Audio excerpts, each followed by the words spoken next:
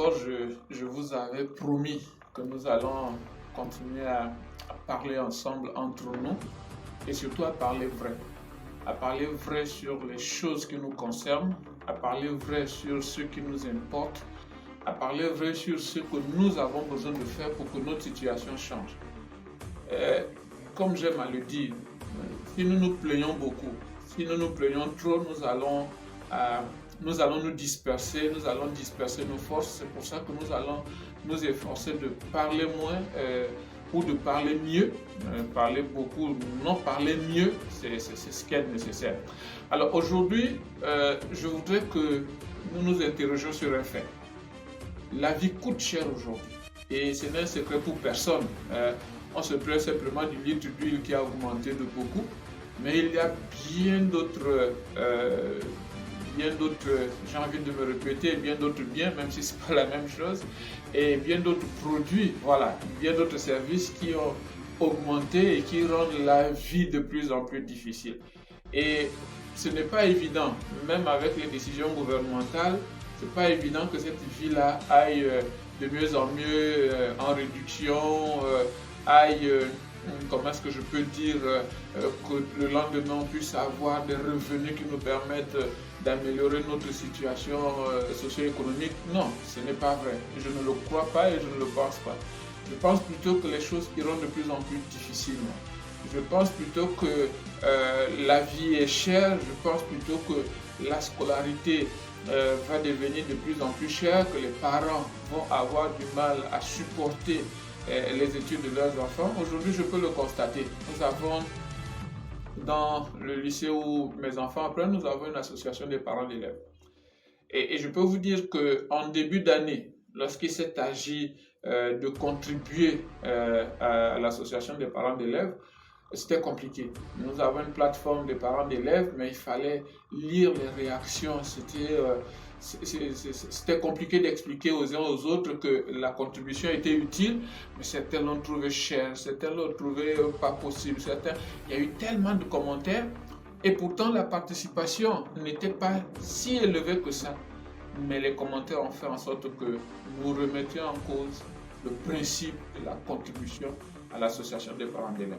Certains ont payé, d'autres n'ont pas payé. Même lorsqu'il s'est agi d'apporter nos rangs de papier, c'était tellement, la discussion était tellement houleuse que la question que l'on se pose aujourd'hui, c'est que vont devenir ces enfants-là, qui pour l'instant sont au secondaire, où les études sont relativement, dans des établissements bien sûr, je voudrais dire dans des établissements publics, où le coût est relativement moins cher. Si aujourd'hui les parents se plaignent de ce que ces charges-là soient très élevées, qu'en sera-t-il lorsqu'il s'agira de financer l'université? C'est pour ça que la question se pose aujourd'hui et nous avons mené cette réflexion. Comment faire pour que les parents supportent moins ou ne supportent pas trop le poids de cette charge de leurs enfants, surtout lorsqu'on a plus d'un enfant scolarisé ou à scolariser, ça devient terrible. Alors nous avons mené une réflexion et je continue à dire que les réflexions que nous menons n'ont rien à voir avec ce que le gouvernement propose, n'ont rien à voir avec ce que d'autres peuvent proposer. Chacun de nous peut faire des propositions et à vous qui êtes parents, à vous qui êtes concernés, de décider, de choisir, soit de nous accompagner, d'être avec nous, soit d'avoir d'autres solutions. Nous n'avons pas, comme diraient certains, la solution idoine, la solution lumineuse qui soit bonne pour tout, en tout temps et en tout lieu. Non. Mais nous estimons que la réflexion que nous avons menée peut nous permettre aujourd'hui de vous faire cette proposition. Alors, le but ou l'objectif poursuivi derrière notre proposition, c'est celui de permettre à un certain moment aux parents de ne plus financer les études de leurs enfants. Comment cela est-il possible? Par l'investissement. Par l'investissement. L'investissement est le seul moyen, ou l'unique moyen, lorsqu'il est bien effectué, je le précise bien, lorsqu'il est bien effectué, qui peut permettre à un enfant d'avoir une scolarité pérenne ou du moins de financer de manière pérenne sa scolarité, l'investissement. Comment ça fonctionne? Plusieurs exemples, hein. Vous prenez de votre argent, vous achetez des actions pour l'enfant, et une fois que ces actions-là sont rentables, j'explique hein, en mode simple pour que tout le monde comprenne, c'est vous créez une entreprise, pas vous, nous allons créer des entreprises, nous créons une entreprise par exemple de 10 millions de capital et nous demandons aux parents de contribuer en achetant des actions dans cette entreprise-là. Et je l'ai expliqué la dernière fois, pour une entreprise de 10 millions de capital par exemple, puisque notre souhait pour rendre l'action accessible, parce que là aussi c'est un commentaire que les gens font, non, investir coûte cher, parce qu'on demande toujours beaucoup d'argent. Non, pour nous, nous rendons accessible en nous arrangeant à ce que la personne ne paye que 10 000 francs. Donc, pour une entreprise de 10 millions de capital, nous avons besoin de 1000 parents qui vont contribuer chacun 10 000 francs et ça fait 10 millions de capital. Voilà. À partir de ce moment, cette entreprise est créée. Donc elle est active et elle va générer des bénéfices. Et ce sont ces bénéfices-là, au prorata de ce que chacun des parents a acheté en action, ben chacun recevra ce qu'il aura en bénéfice. C'est justement ces bénéfices générés, ou ce qu'on appelle les dividendes, c'est-à-dire la partie qui revient à l'actionnaire, les dividendes qui sont générés là, qui vont permettre de financer la scolarité des enfants. Voilà un peu le mécanisme que nous avons trouvé pour pérenniser. Ce qui ferait que le parent qui va investir suffisamment pour l'enfant, à un moment donné, les bénéfices générés ou les revenus générés ou alors les dividendes générés vont permettre, la quantité, le montant, va permettre à financer de façon pérenne la scolarité. Donc le parent n'aura plus à payer quoi que ce soit. C'est l'association qui va payer. Voici ce que nous sommes en train de proposer aux parents.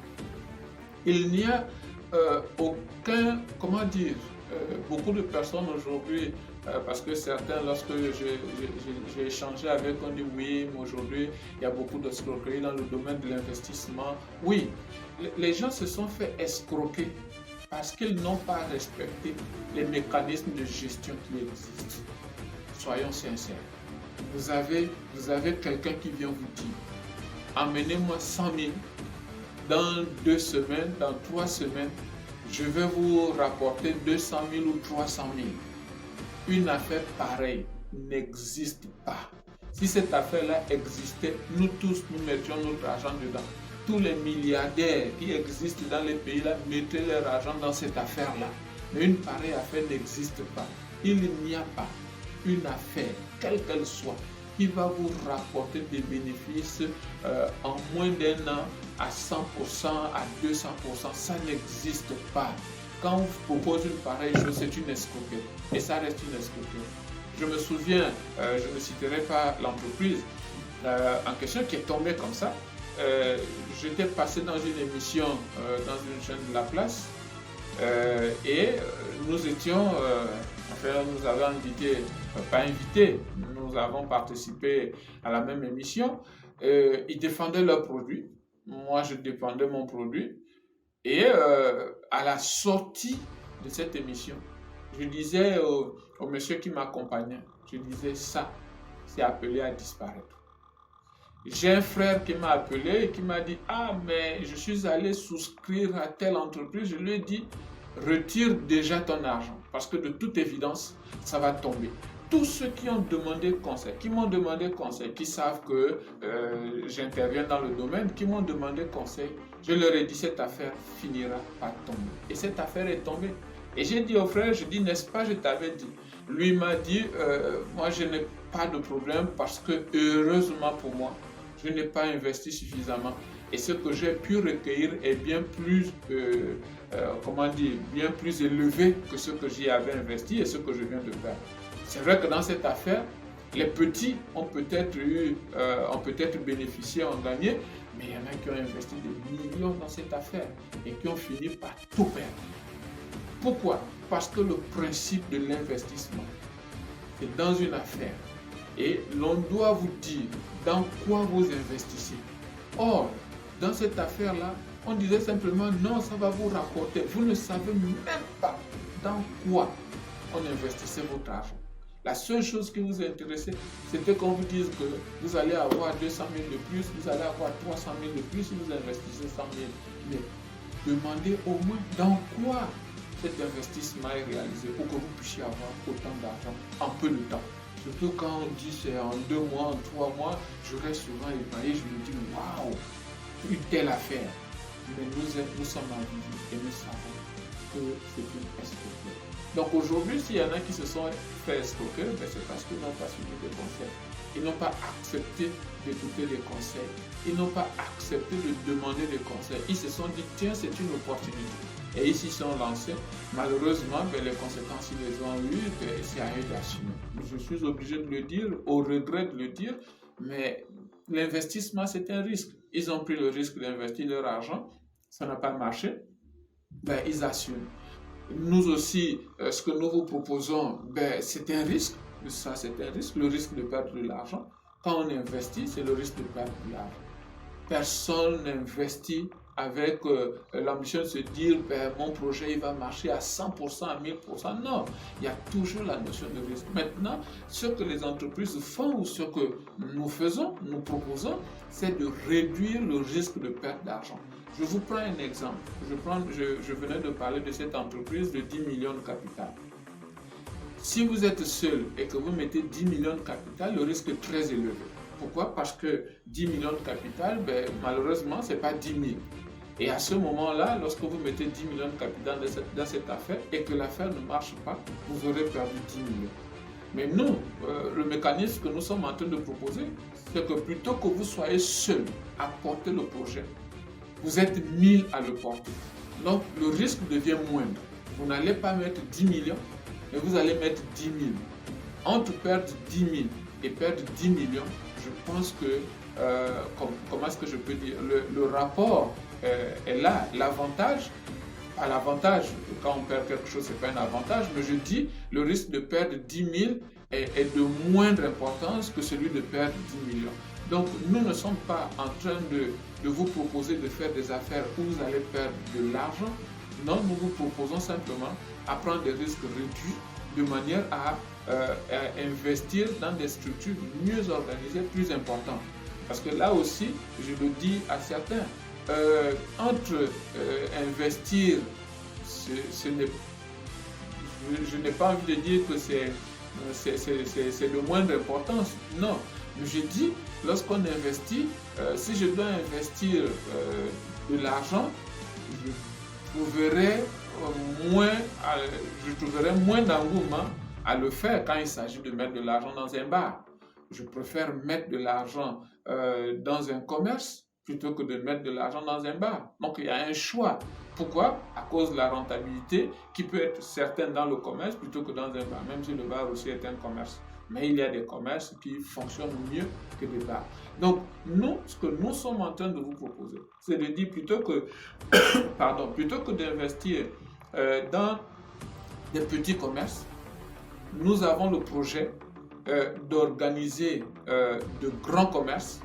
Comme je l'ai déjà dit dans l'une de mes vidéos, c'est créer des centres commerciaux dans les capitales provinciales. C'est d'investir dans des biens immobiliers, c'est-à-dire des bâtiments à usage commercial, c'est de créer des marchés, c'est de créer en fait, entre griffes, de grandes affaires dans lesquelles vous avez la possibilité d'investir pour votre enfant. Aujourd'hui, nous encourageons l'investissement pour l'enfant parce que nous croyons que l'enfant a un besoin aujourd'hui qui peut être permanent jusqu'à un certain âge. Pourquoi? Parce qu'il a besoin d'aller à l'école, il faut assurer cela, il faut assurer ses rentrées scolaires, il faut assurer sa scolarité, il faut assurer ses études, et là, c'est du primaire, secondaire, universitaire. Et l'avantage de l'investissement, c'est qu'après les études, même à la recherche du premier emploi, il peut continuer à bénéficier des revenus liés aux dividendes générés par des investissements que vous avez effectués pour lui. Donc, ce n'est pas un investissement à court terme, mais c'est un investissement qui a des avantages à court, à moyen et à long terme. Et c'est cela que nous sommes en train de vous proposer. que nous pensons être un avantage. L'autre avantage que nous pouvons tirer de cet investissement aujourd'hui, c'est que quand nous allons réaliser ces quartiers d'affaires, forcément que économiquement, socialement, il va avoir un apport. Et dans ces quartiers d'affaires, les entreprises qui vont être créées, à un moment donné, la priorité sera donnée aux ayants droit entre griffes, c'est-à-dire que ceux qui auront investi, parce que le principe de base que nous avons, c'est que nul ne peut bénéficier d'un marché, nul ne peut bénéficier d'un emploi s'il n'a la qualité de membre de l'association. En tant que parent, vous allez bénéficier de l'avantage que vous avez d'investir pour votre enfant. Vous avez la possibilité aussi d'investir pour vous, mais votre investissement en tant que parent ne devra pas être supérieur à celui de l'enfant. Parce que pour nous, la priorité, c'est l'investissement que nous donnons. La priorité que nous donnons aux enfants. Et c'est important pour nous de le réaliser, c'est important pour nous de le comprendre, c'est important pour nous d'agir. S'il vous plaît, chers parents, nous réfléchissons dans le sens de faciliter votre vie, dans le sens de vous emmener à réaliser le projet pour vos enfants.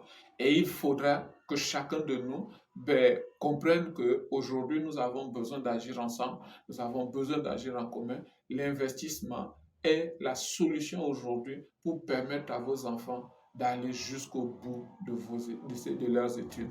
Alors, encourageons-les, travaillons avec eux, travaillons pour eux, agissons avec eux, agissons pour eux, et je crois que cela sera favorable.